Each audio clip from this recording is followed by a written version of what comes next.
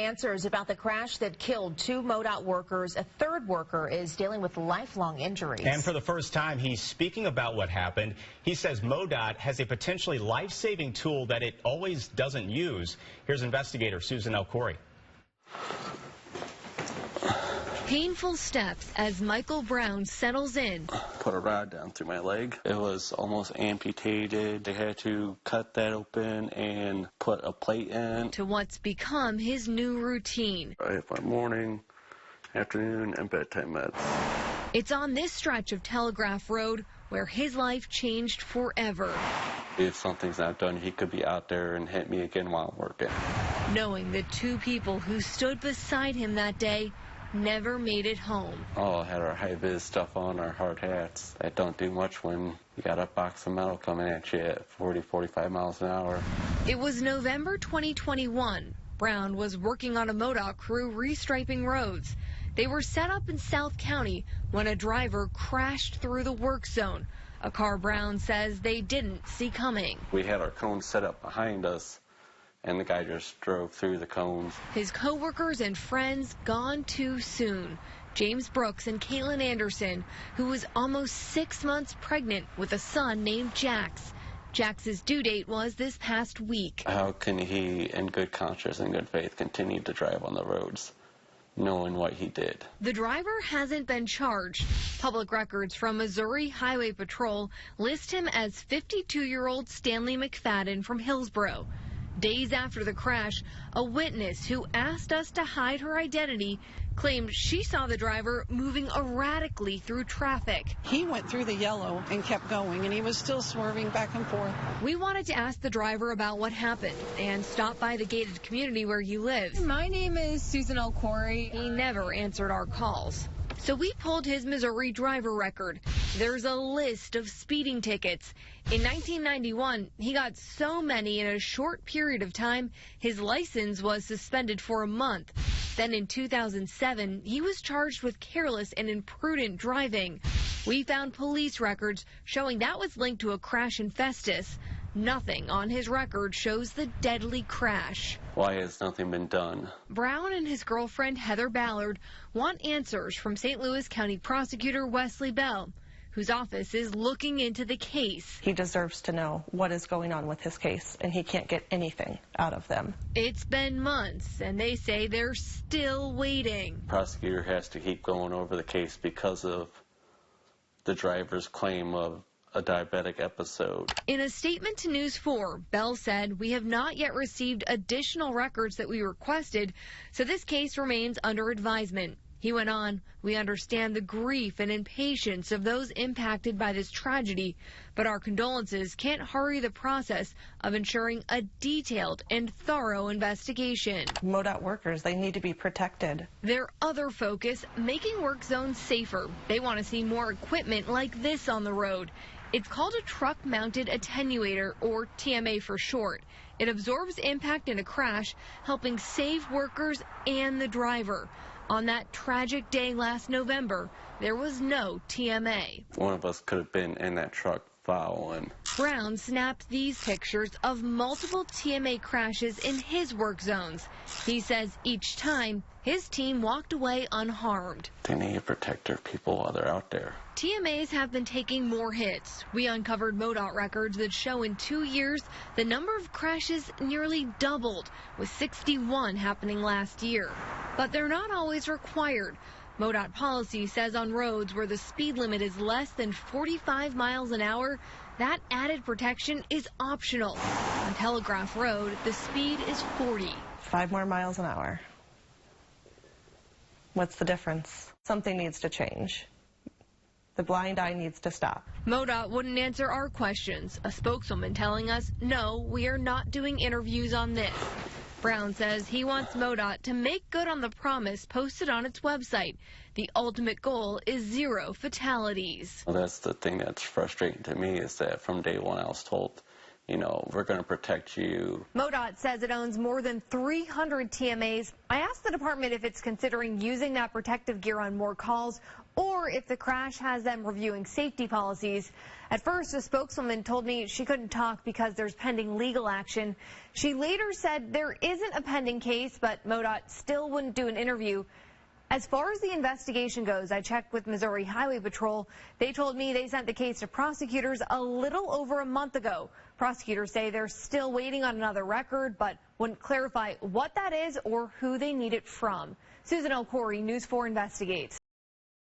As we come on the air tonight, News 4 is gathering startling new information about the driver who ran through a MODOT work zone, killing workers. What News 4 Investigates has found is bringing new questions. Last November, 2 workers, one pregnant with a baby boy, were killed near 255 and Telegraph, and another worker now has lifelong injuries. News 4 investigator Susan Corey has obtained police records involving that driver. They've never been seen by the public until now. And tonight, only on News 4, the mother of the pregnant worker is speaking and reacting to these documents. We know investigators are looking at the MODOT crash as possibly being a medical emergency, but that may not be the first time. We found this police report showing 3 months before the deadly crash, he was in another wreck claiming a medical emergency, but that doesn't show up on his driving record. 911 St. Louis County, after severe emergency. Telegraph and Herb, yeah, he just ran a red light. Warning calls to 911. Weaving back and forth from one side to the other.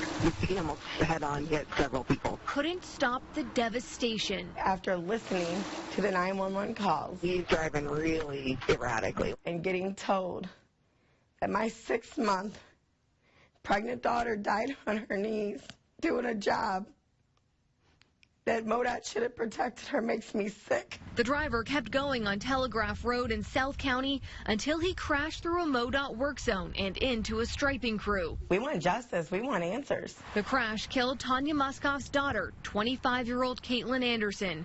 She was pregnant with her son Jax. 58-year-old James Brooks also lost his life. Michael Brown survived, Put a rod down through my leg. but will never be the same. All because someone didn't slow down and move over. Public records from Missouri Highway Patrol named the driver as 52-year-old Stanley McFadden from Hillsborough. He hasn't been criminally charged in the case. According to Highway Patrol, McFadden may have been suffering from a medical condition. He told investigators, "I do not remember the crash." You still got to take care of yourself. You still got to protect. It's still a weapon you're driving. Muskoff and Caitlin's boyfriend, Austin Jarvis, question if the driver should have been on the road. That's all I want to hear from him is just the honest truth of how he had that happen. This isn't the first time McFadden's health was an issue behind the wheel. News 4 Investigates found Arnold police records showing 3 months before the deadly crash, McFadden wrecked his car. Police say he was swerving between lanes and drove off the road. The responding officer noted it was a medical emergency. McFadden did not take an ambulance to the hospital. He didn't get a ticket, and because of that, the crash doesn't show up on his Missouri driver record. I mean, if his background checks out to be what it is, then he should have either been treating himself correctly. Under Missouri law, there's no required health check for someone to get back behind the wheel after a crash caused by a medical emergency. The state can only step in if an officer, physician, or family member reports someone as incompetent or unqualified to drive. McFadden no longer has a license. Recent reporting by News 4 Investigates led the Missouri Department of Revenue to revoke his license, something the state can do if a driver kills a MODOT employee in a work zone. We have to make certain that we get it right. St. Louis prosecuting attorney Wesley Bell's office is now reviewing the case, but he tells News 4 they need time. Our law enforcement partners are doing everything that they can to give us the case as far as with respect to their investigation. The crash report is more than 100 pages long and includes dozens of pictures. Missouri Highway Patrol claimed they sent those records to prosecutors nearly 3 months ago. Because it's an ongoing investigation, I can't get too detailed, but I will say there are, in this particular case, there are reports, experts, and things of that nature. Bell says his office doesn't have a timeline for when it will make a final decision. There is no charges. I can tell you I'm not giving up. I will go to the next step, whatever I can do. He's driving really erratically. On that tragic day last November, multiple 911 callers reported the driver well before the crash. 2 calls came in from Telegraph near Herb Road. That's almost 3 miles away from the work zone. Someone's going to be responsible for them. Tanya Muskoff keeps pushing for change, wondering if warning signs were missed. Till I take my last breath, I'm not giving up. We reached out to McFadden multiple times, but never heard back. He could get his license back under Missouri law. When the state revokes someone's license, the driver can appeal and fight it that way, or they can take the written and driving part of the license test. If they pass, they'll be back on the road. That's part of why the families affected in this crash say more needs to be done to protect MODOT workers. Coming up tonight at 10, we went looking at what other states are doing to make sure their workers make it home. Susan O'Corey, News 4 Investigates. It says News 4 Investigates looks into a deadly MODOT work zone crash. The families of those affected say the state needs to do more to protect its workers. Investigator Susan O'Corey looks at what other states are doing to help their road crews make it home. Heartbeat. That's all I got left. Painful reminders as Tanya Muskoff plays a recording of her grandson's heartbeat. I have no idea how I'm going to fix my heart. A child she can't watch grow up. Our family's destroyed. Instead of celebrating her daughter Caitlin, who would have just given birth to her son Jax. These are his shoes that matches Caitlin, that we were getting Daddy a pair to match so they all 3 could have. Muskoff and Caitlin's boyfriend Austin Jarvis. I mean, I'm in disbelief. Mark the milestones their family will never reach. If MODOT would have done the right thing, Caitlin would still be here. Last November, Caitlin was on a MODOT crew striping Telegraph Road in South County when a driver crashed through their work zone. Caitlin and her co-worker James Brooks didn't make it home. Their other crew member, Michael Brown, was left with lifelong injuries. Put a rod down through my leg. It was almost amputated. Crash records from Missouri Highway Patrol note the crew was in a clearly marked work zone. But cones, flashing lights, and a flashing arrow didn't stop the driver. Every time I see a cone, knowing that's the only protection my daughter had, my heart breaks. In the past 5 years, 5 MODOT employees died in work zone crashes.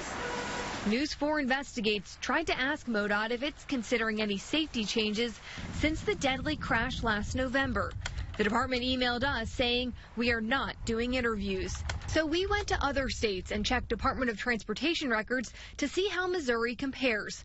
Since 2017, Illinois, which has more than double the population of Missouri, lost 6 IDOT employees in work zones.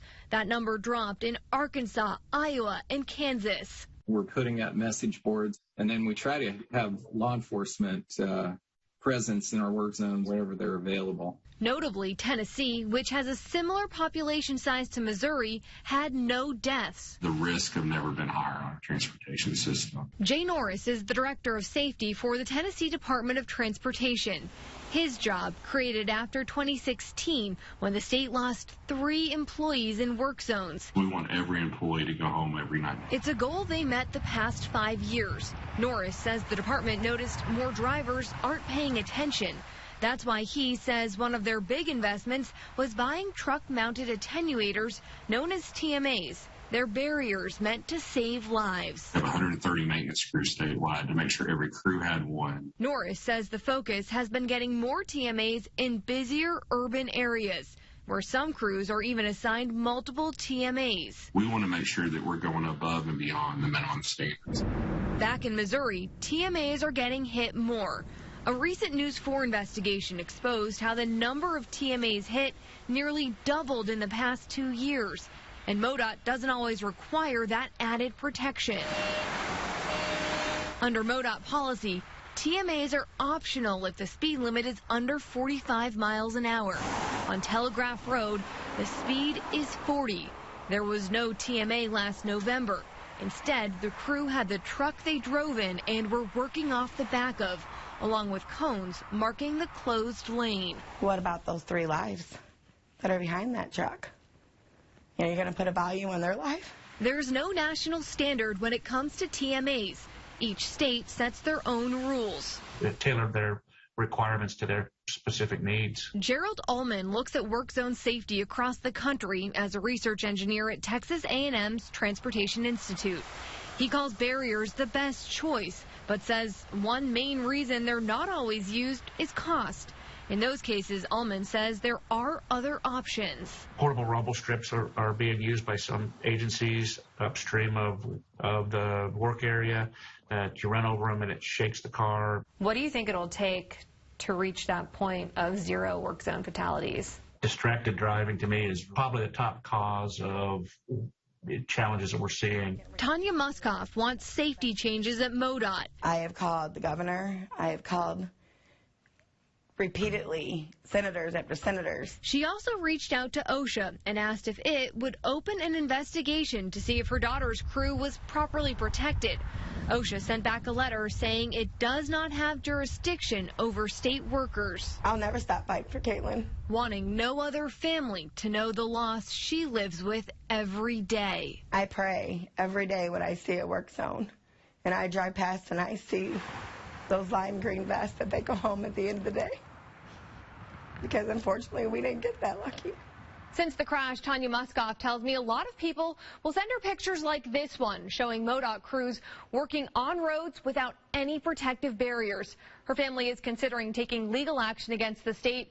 Now, MODOT isn't talking to us, but after one of our recent News 4 investigations, the head of MODOT sent a letter to the St. Louis County Prosecutor's Office asking them to file charges against the driver. We'll keep following what happens and let you know when there are any updates. Susan O'Corey, News 4 Investigates. First at 6 and only on 4, our first time seeing video from the moments after that fatal, destructive South County crash, which took the lives of MODOT workers. Only News 4 Investigates has these videos as a civil lawsuit takes shape. And that as the families who lost their loved ones sit down with News 4, anguishing over what they call the failure of the justice system. We're opening up first only and to News 4 investigator Susan O'Corey.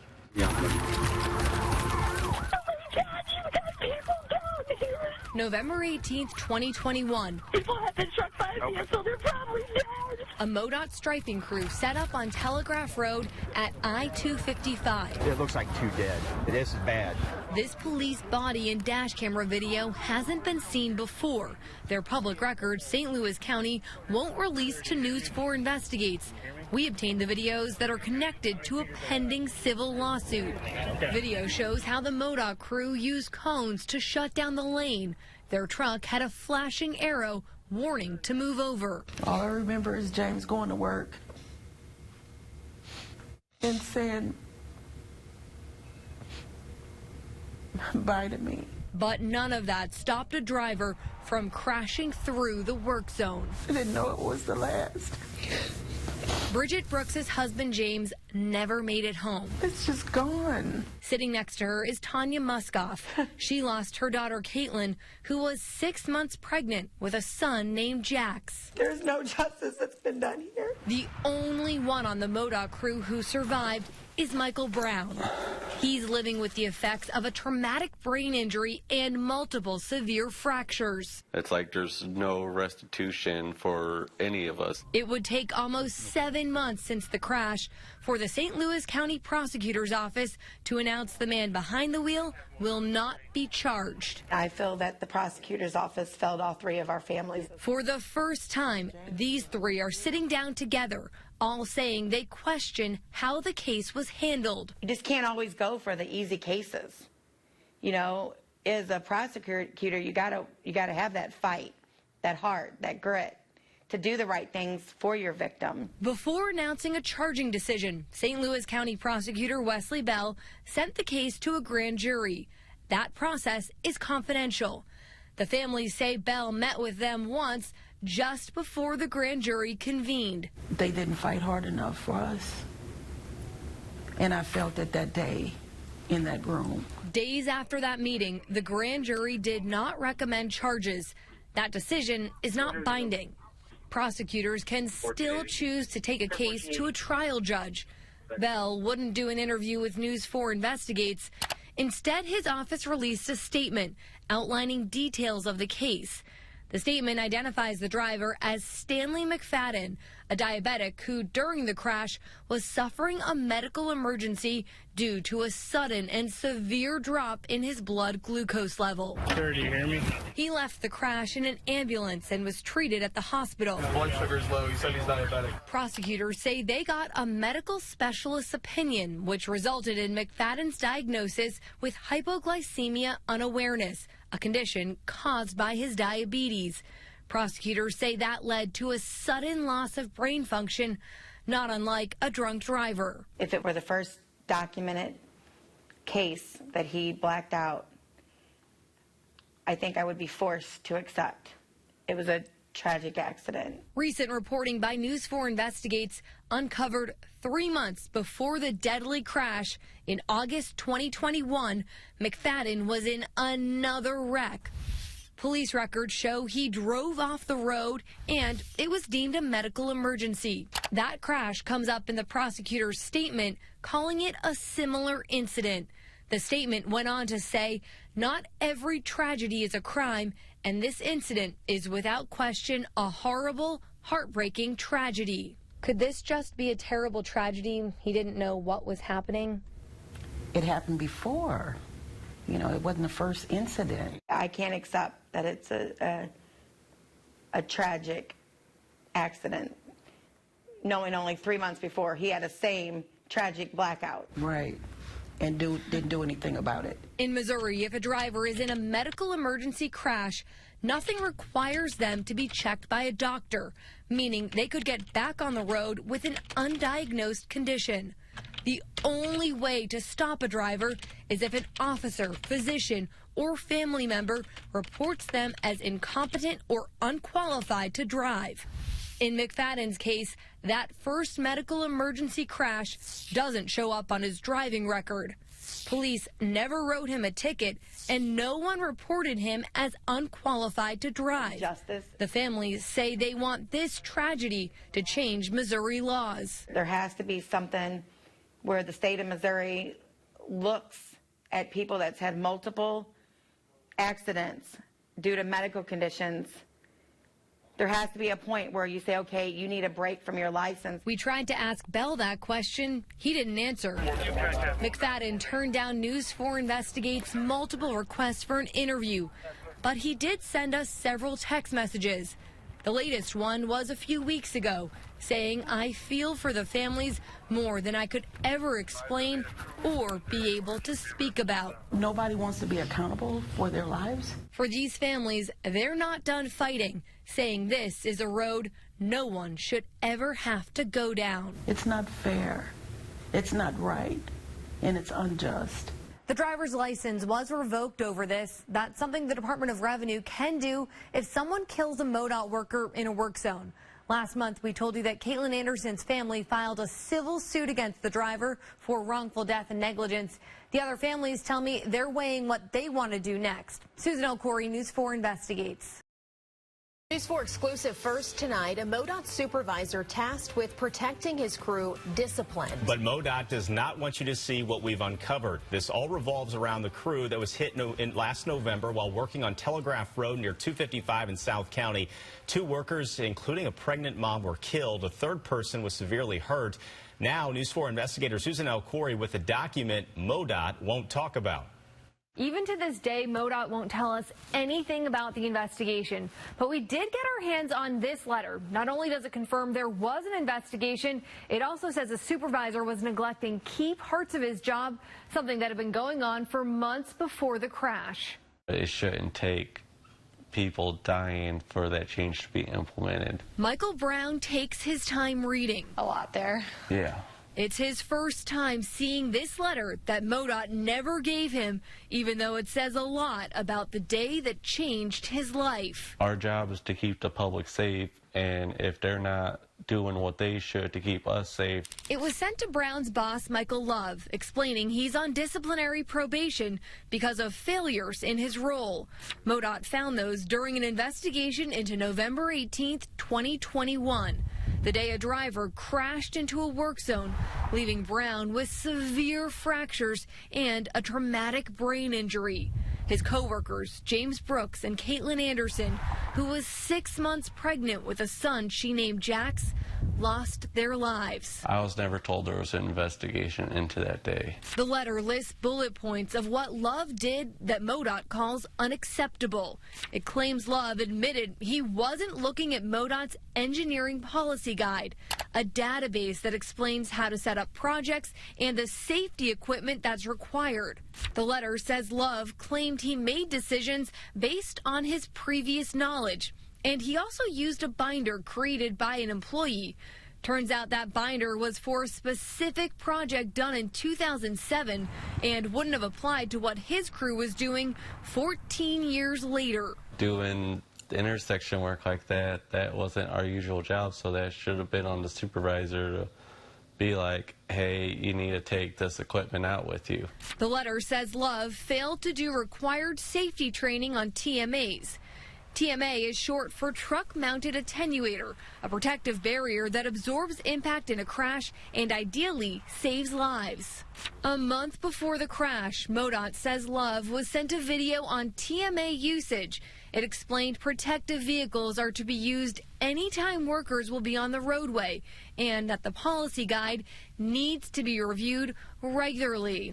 According to the letter, Love did not watch the required video. There was no TMA with the crew on the day of the crash. We had 3 TMAs sitting on the lot that day that could have been used. News 4 Investigates obtained this MODOT claim report about the November 2021 crash. It's signed by Love, and under supervisor comments, he wrote there were no policies or procedure violations on the part of the crew.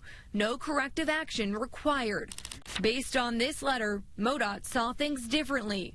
Love was put on 3 months disciplinary probation, meaning he kept going to work and getting paid. I got a life sentence. How do you even only get a 3-month probation for something like that? Caitlin Anderson's mom, Tanya Muskoff, wants answers from MODOT. It's your job to train every employee from the supervisors down to make sure everyone goes home to their families at the end of the day. MODOT has never publicly acknowledged this investigation, but the letter is a public record in a civil lawsuit over the crash. MODOT continues to turn down our request for an interview, telling News 4 Investigates in an email, we do not discuss matters that are in litigation. I find it very coincidental, the timing of everything. Michael Brown keeps circling back to the date on the letter.